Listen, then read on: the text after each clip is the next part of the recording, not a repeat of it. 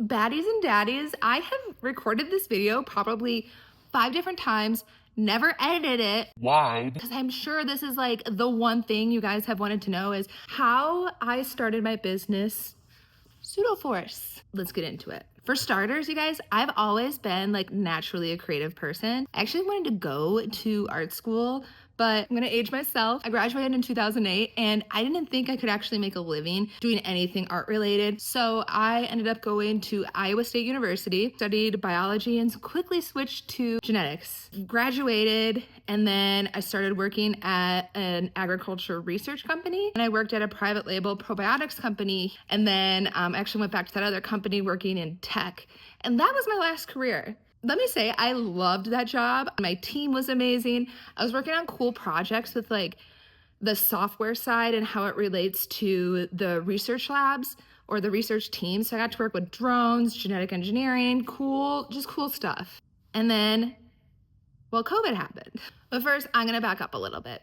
One day someone saw my whiteboard and they were like, oh my God, Allie, you should turn your handwriting into a font and sell it. And I was like, I came across on Instagram this thing called lettered art. And there's this guy, Snooze. I'm gonna put his Instagram over here.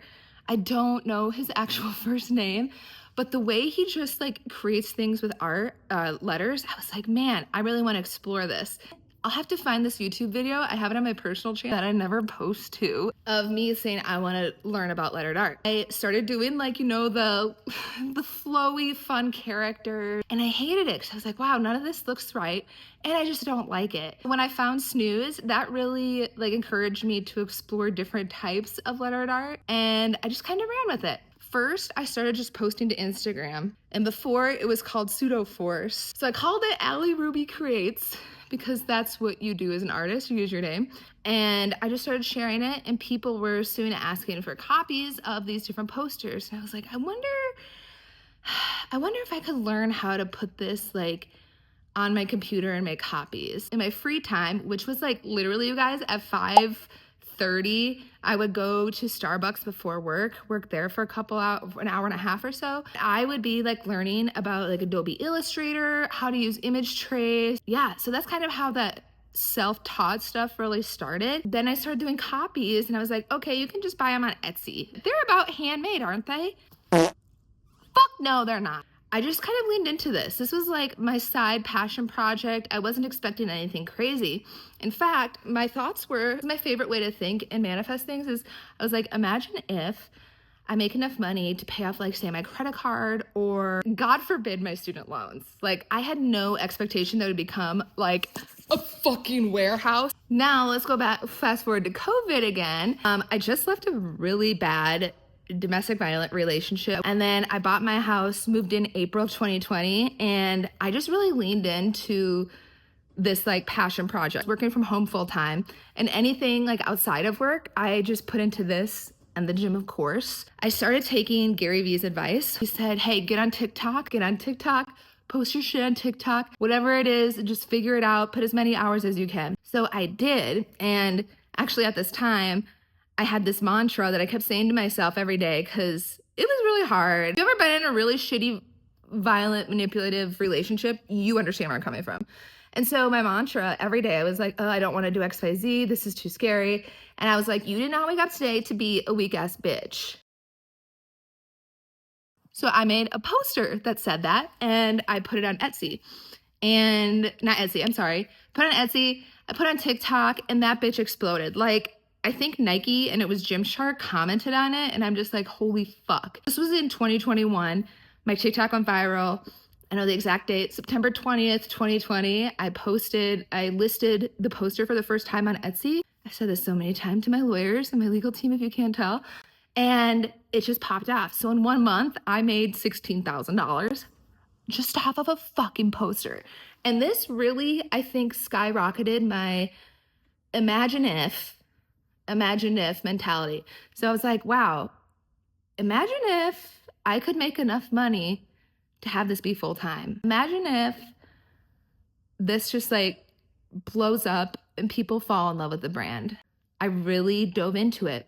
And that was the first time I actually did apparel. So I started with just custom posters.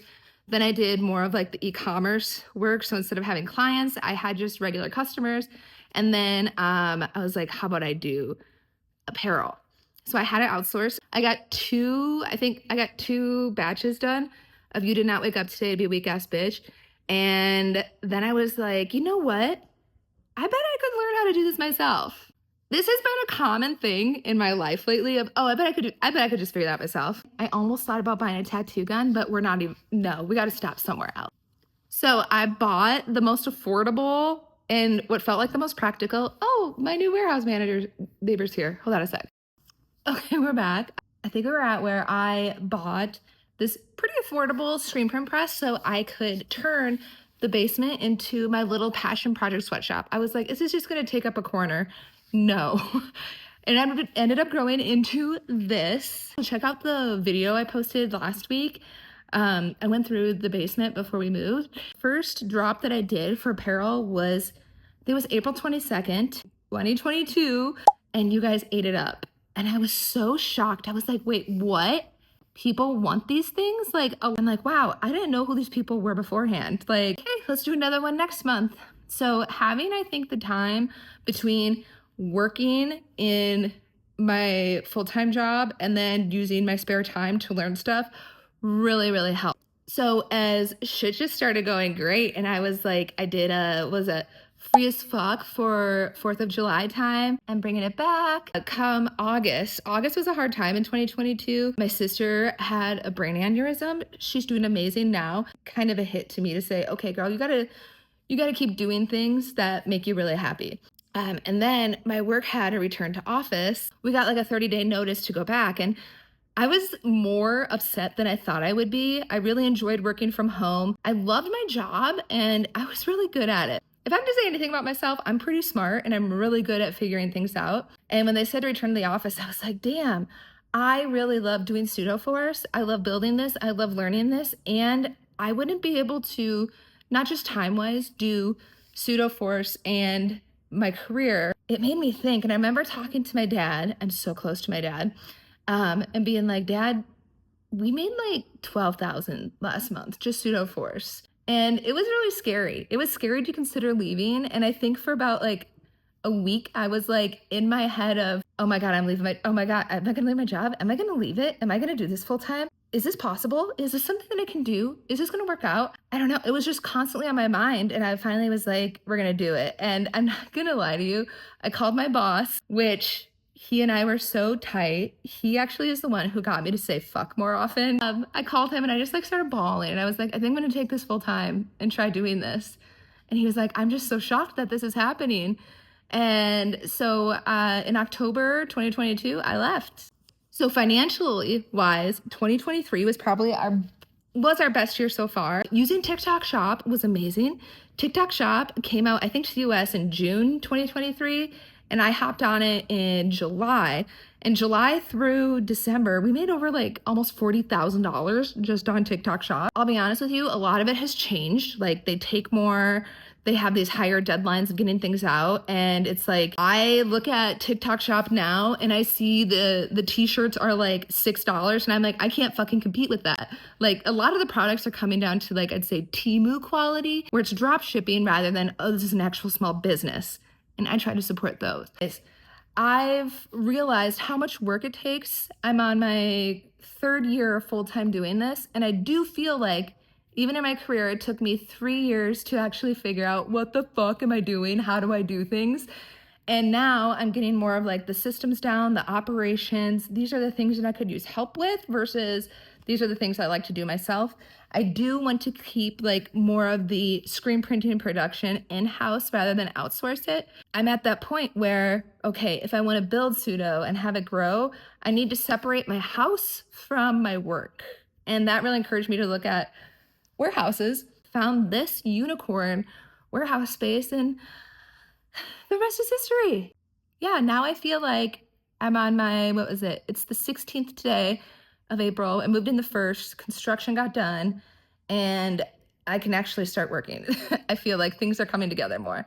And I just feel like now I can bring a team on slowly. I hope you like this video. This was more of like a sit down. I'm glad I finally did it, you guys. We're here.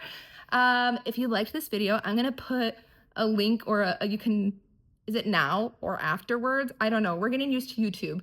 You can click on it and watch last week's episode where I went through a whole vlog of us moving to the warehouse and a little tour of the space before.